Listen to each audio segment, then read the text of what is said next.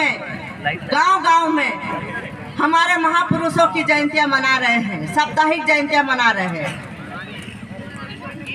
कल तक हमारे समाज सोया था, आज जाग चुका है। खुशी की बात है, कल तक दूसरों के गानों पे नाचते थे, आज आदिवासी गानों पे नाचने लग गए। हमारे पूर्व वक्ता भाई ने बताया, सुमेर भाई ने बताया, मोरे भाई ने बताया है कि आदिवासी समाज क्या है, उनका इतिहास क्या है। आप सभी आए हो, ध्यान से सुनना। आप आदिवासी हो, खासकर मेरी माता बहनें जो आई है, आज बैठी है, मैं दिल से सैल्यूट करती हूँ आपको कि आप एक-एक वक्ता को सुने। ये आखिरी पीढ़ी है समझने और सोचने के लिए। उसके बाद क्या पता ये बच्चे समाज के लिए लड़ेंगे या नहीं लड़ेंगे। यही समय है आपको समझने और तर्क करने का, आदिवासी के साथ क्या होने वाला है। हमारे बच्चे जो जयंतियां मना रहे हैं, प्रोग्राम कर रहे हैं जगह जगह, बड़ी मेहनत से हमारे महापुरुषों को, विचारों को लेकर समाज में जन जागृति ला रहे हैं। इस गांव में नाईगढ़ में पहली बार प्रोग्राम हो रहा होगा महापुरुषों को, लेकिन पहले हुआ था। आने वाले हर वर्ष में यह प्रोग्राम होना चाहिए। हमारे महापुरुषों का हमेशा होना चाहिए।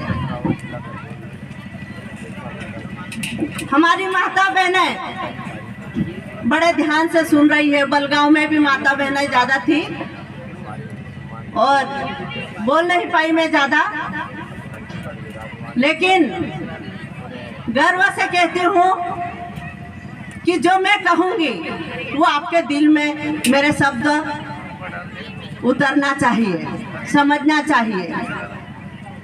मुझे बहुत पीड़ा होती है अपने समाज की महिलाओं के साथ अन्याय अत्याचार होता है तो हमारी माता बहनें बोल नहीं पाती है, डरती है। आपके साथ कुछ गलत होता है तो बोलना पड़ेगा, लड़ना पड़ेगा। समाज के साथ कुछ गलत होगा, उसके लिए लड़ना पड़ेगा, बोलना पड़ेगा। आज हम बोल किसके लिए रहे हैं? समाज के लिए। अब आज सीखे किसके लिए? हम सीखे कैसे? हमारे महापुरुषों की देन है जो आज मैं मंच पे आके बोल रही हूँ। उनके विचार है हमारे अंदर, वो हमारे अंदर उनका खून है जो गलत होते देख नहीं सकता।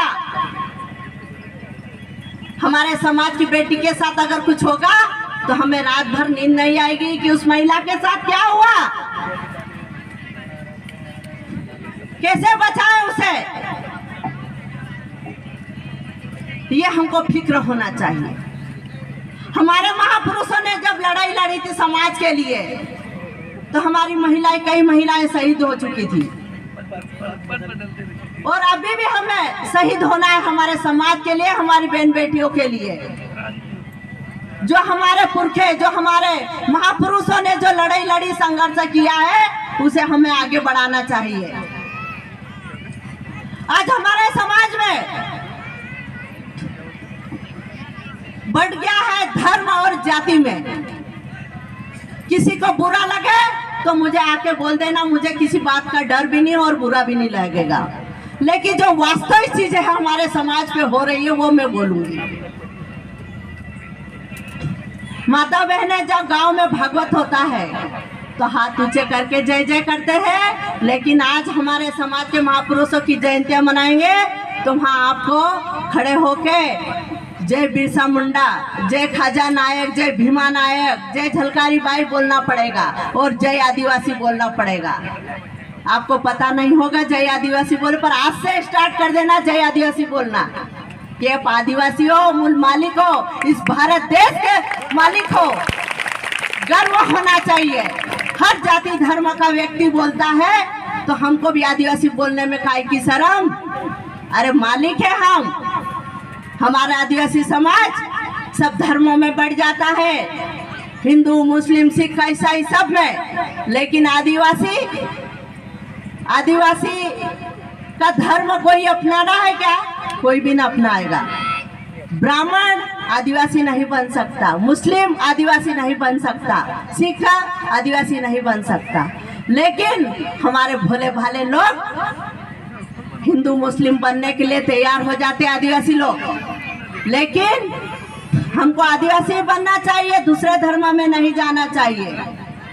जब वो नहीं बन सकता आदिवासी, तो हम क्यों दूसरा धर्म अपनाएं? जैसे गांव में जाएंगे, कड़वी बातें मेरी लगेगी, आपको सुनना पड़ेगा, और 10 गालियां दे देना, मैं सुनने को तैयार हूँ और खाने को भी तैयार हूँ। इसलिए कि हमारे समाज को कैसे बचाना, धर्म से कैसे बचाना, राजनीति से कैसे बचाना। हमारी महिलाओं को गांव में जाएंगे, ये भागवत गीता हो गई, इतना चंदा दे देना, इतना गेहूं दे देना, कटोरी भर भर के ले जाएंगे, 11 पे जाएंगे, वहां जाएंगे, बामण बाबा के पैर छुएंगे। अरे भाई, मालिक तो तुम हो, तुम्हारे पैर उन्होंने बामण ने चुनना चाहिए।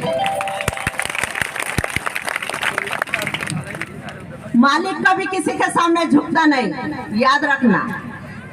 और मैं कहती हूँ, मैं देश की मालिक हूँ, मैं किसी कलेक्टर हो या एसपी हो या प्रधानमंत्री हूँ, मैं किसी के सामने झुकने वाली नहीं हूँ। ये हमारे अंदर गट्स होना चाहिए, खुद पे गर्व होना चाहिए। मेरे हक और अधिकार के लिए मैं किसी से भी लड़ सकती हूँ। तो हमारे गांव में हमको जब हमारे गांव का अच्छा करना होता है, तो धर्म से दूर रहे, और राजनीति के लोग आएंगे आपके पास में, जब चुनाव आएगा तब आएंगे।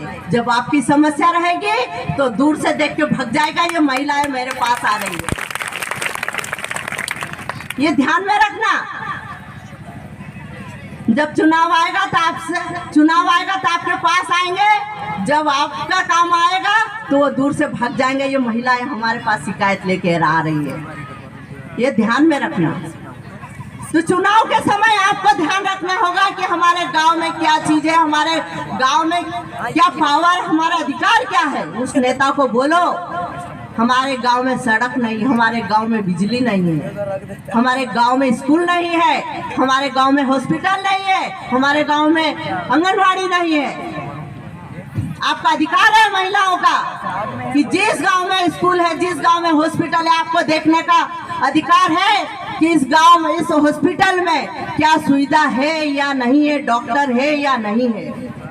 स्कूलों में जाके आप चेक कर सकते हो, आपको पावर है। इस गांव की महिला, आपका अधिकार है कि इस गांव में टीचर समय पे आ रहा है कि नहीं, बच्चों को पढ़ा रहा है कि नहीं। ये आपको देखने की जरूरत है, समझने की जरूरत है। डरो मत, मास्टर है कुछ बोल देगा, अरे मास्टर हमने बनाया है। आदिवासी के सर्टिफिकेट पे मास्टर बना, अपने वाला हो या कोई भी हो, आपको अधिकार है स्कूल में जाके पूछने का। और बच्चों को पूछो कि क्या पढ़ाया है, टीचर ने क्या पढ़ाया, कैसे पढ़ाया। कमी हो तो आपको बोलना चाहिए, ये आपका अधिकार है। महिला स्वतंत्र है। हमारे आदिवासी समाज में महिला पुरुष का बराबर का अधिकार है। कुछ भी कार्यक्रम होता है हमारे घर में, शादी ब्याह कुछ भी होता है, सबसे पहले हमारी महिलाएं रीति भांति करती है कि नहीं? जितनी माता बहनें बैठी है करती है कि नहीं? बोलो जरा, करती है ना? तो शादी में फेरे कौन लगाता है अपने समाज में? माता बहनें लगाती है कि बामण आके लगाता? अरे पीछे बेटी दीदी हो तो थोड़ा बोलो। तुम्हारे गांव में बामण आता है कि तुम लगन लगाते? अरे कि एक कलेक्टर भी होगा तब भी तुमको अपने रीति रिवाज में शादी करना पड़ेगा। हमारी संस्कृति नहीं भूलना चाहिए, हमारे रीति रिवाज नहीं भूलना चाहिए। कलेक्टर होगा या एसपी होगा अपने घर का, है ना। रीति रिवाज से शादी होगी तो आप जिंदा रहोगे, वरना ऊपर चले जाओ। कैसे? जब आपकी संस्कृति नहीं होगी तो आप कैसे बचोगे? एक फंडा निकाला है नरेंद्र मोदी ने धर्म के नाम से कि आदिवासी भी हिंदू है।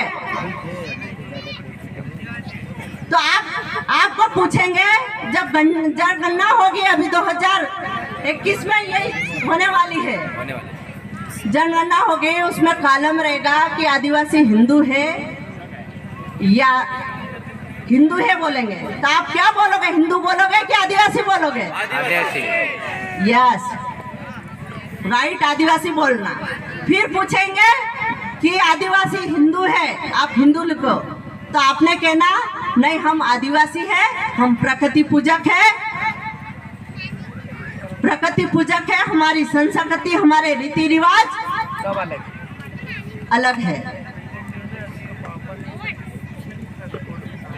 आपको ये बताना है कि हमारे शादी में फेरे हमारी बहन बेटियां लगाती है, मौसी बुआ ये लगाते हैं, हमारे में ऐसा खाना बनता है, हमारी ये रीति रिवाज है। जब मरता है कोई व्यक्ति तो महिलाओं को आगे करके हंडी लेके न उसको फोड़ेंगे। मतलब हर धर्म से, हर जाति से हमारा एक आदिवासी की रीति रिवाज परंपरा सबसे अलग है। इसलिए हमारे समाज को जिंदा रखना है तो हमारी संस्कृति, सभ्यता, हमारा पहनावा, हमारा खाना, हमारा रहन सहन, इसको जिंदा रखेंगे तो हम आदिवासी जिंदा बचेंगे। आज हमारे समाज में बदलाव बहुत आ रहा है। समाज में घाघरा लुगड़ा पहनते थे, आज साड़ियाँ पहनने लग गई है। हमारी बुजुर्ग माताएं भी आज भी बेटा नौकरी लग गया है, सिटी में जाएंगे तो घाघरा पहन के अच्छा नहीं लगेगा, साड़ी पहन के चले जाएंगे। अरे बेटा कलेक्टर बना है, लगना भी चाहिए कि आदिवासी बेटे की माँ आई है घाघरा लुगड़ा पहन के, गर्व होना चाहिए। तो ये शर्म छोड़ो और जो नौकरी लगे उनको भी बोलो, तू होएगा कलेक्टर, होएगा एसडीएम, होएगा तहसीलदार। मैं मेरी संस्कृति को नहीं छोड़ सकती। ये हमारी माता बहनों को भी ध्यान रख। मैं कई जगह देखा है, इसलिए मुझे दर्द होता है, बुरा लगता है। लड़के भी बोल देते, माँ तू घाघरा लुगड़ा पहन के बताना, साड़ी पहन के आना। बाप धोती पहन के जाता है तो गांव का है, आया होगा बोल देते। कई ऐसे उदाहरण मैंने देखे तो बुरा लगता है। अरे हमारा दादा कोष्टी पहन के भी आएगा तो मैं तो कहती हूँ, बेटो दादा ये मेरे गांव का है, ये मेरा दादा है। ये चीज आपको रखना है, धर्म सर और ये सब छोड़ना है। जब तक हमारी संस्कृति को हम जिंदा नहीं रखेंगे हम नहीं जी सकते, क्योंकि हमारे आने वाली पीढ़ी ये है, ये अभी गांव-गांव जाके हमारे महापुरुषों के नक्शे कदम पर चल के उनके विचार लाके अभी हमारे समाज में ला रहे हैं, तो उसको सुनना चाहिए, समझना चाहिए। ऐसा नहीं कि ये प्रोग्राम हुआ उठ के गए घर जाके भूल गए। आपको पावर दिया है, अधिकार दिया है। और भी वक्ता है, मैं ज्यादा नहीं बोलूंगी, लेकिन मैं इतना जरूर कहूंगी कि समाज के लिए आज ये बच्चे जो मेहनत करके आज जन जागृति ला रहे हैं, तो उनके साथ मिल के हमारे समाज के लिए लड़े और आगे बढ़े, जन जागृति लाए। क्योंकि ये पीढ़ी अगर काम करेगी तो आने वाली पीढ़ी काम करेगी। अगर ये पीढ़ी काम नहीं करेंगे, आप जैसे सहयोग नहीं करोगे, तो आने वाली पीढ़ी खत्म हो जाएगी। हमें महापुरुषों की जयंतियां मनाते रहना चाहिए और दूसरे धर्म के झंडे उठाना बंद करो। मैं किसी धर्म और जाति का विरोध नहीं करती हूँ, मैं तो सिर्फ आदिवासी की बात करती हूँ। मैं धर्म जाति से कोई लेना देना नहीं मुझे, मेरे को आदिवासी की बात करना है, आदिवासी की बात करूंगी। लेकिन वास्तव में चीज बताना पड़ेगा कि आदिवासी समाज के साथ क्या हो रहा है। पहली बात, अभी कई लोग गांव में जो घूम रहे होंगे, जिनको राशन मिल रहा होगा, उनको देखना कि जिनका दूसरा टीका हो गया उनको राशन देना बंद कर दिया। कितने लोग हैं जिनको राशन मिल रहा है? बताओ, राशन लेते हो कि नहीं आप लोग? सोसाइटी से लेते हो कि नहीं कूपन पे? किसके किसके दूसरे टीके हो गए जो नरेंद्र मोदी लगवाने का बोल रहा है? घर घर, गांव गांव, गली गली, किसके किसके दूसरे टीके हो गए? सबका हो गए। और किसके नहीं हुए वो हाथ ऊंचा कर दो। अब तुमको राशन नहीं मिलेगा, आपको लगाना ही पड़ेगा। आपको जब तक दूसरा टीका नहीं लगेगा आपको राशन देना बंद कर देंगे। अरे नरेंद्र मोदी ने कैप्चर कर दिया, बढ़वा है वो आदिवासियों को। अब एक सिम लाएंगे वो भी शरीर में डाल देंगे। अब वो जैसा बोलेगा वैसा आप करोगे, रोबोट बन जाओगे। ये वास्तविक स्थिति है। जो भी बोलेगा नरेंद्र मोदी, जो भी बोलेगा नरेंद्र मोदी। काय का नरेंद्र मोदी? ये हमारे अधिकार खत्म कर रहा और काय का न 5वीं अनुसूचित क्षेत्र है। आज हमारी बहन बेटे के साथ गलत होता है, एफआईआर दर्ज नहीं होते, एट्रोसिटी एक्ट में दर्ज नहीं होती है। काय का नरेंद्र मोदी? ये पावर है आपको। 5वीं अनुसूचित क्षेत्र में किसी भी महिला के साथ में कोई भी गैर व्यक्ति अगर आपको हाथ भी लगाता है, गाली भी देता है, तो उसको आजीवन कारावास होता है, उसको जिंदगी भर जेल में रहना पड़ेगा। ये आपको पावर है, लेकिन हमारी माता बहनों को पता ही नहीं है। थाने पे जाएंगे, सर ऐसा ऐसा हुआ है, हाँ बेटा यहाँ पे लिख लेंगे आपके एफआईआर, आ जाएंगे। वो सामने वाले से पुलिस वाले सेटिंग कर लेंगे, आप आ जाएंगे। मेरी रिपोर्ट क्यों नहीं लिखी? रिपोर्ट आ रही, उसने तो पहले ही पैसे खा लिए सामने वाले से। वो ऊंची जात का है, हम आदिवासी गरीब हैं इसलिए। लेकिन आपको तर्क के साथ काम करना पड़ेगा। तर्क करो कि हाँ आपने तो बोलना थाने पे, मैं आदिवासी हूँ, 5वीं अनुसूचित क्षेत्र है, ये पुलिस थाना हमारा है, तुम्हारा नहीं है। आपको बात करना पड़ेगी, हमारी सुनना पड़ेगी। बहुत से लोगों को पता नहीं रहती, हमारी बहनों को एट्रोसिटी एक्ट में अगर किसी पे केस दर्ज होता है तो थाना से 2.5 लाख की राशि मिलती है।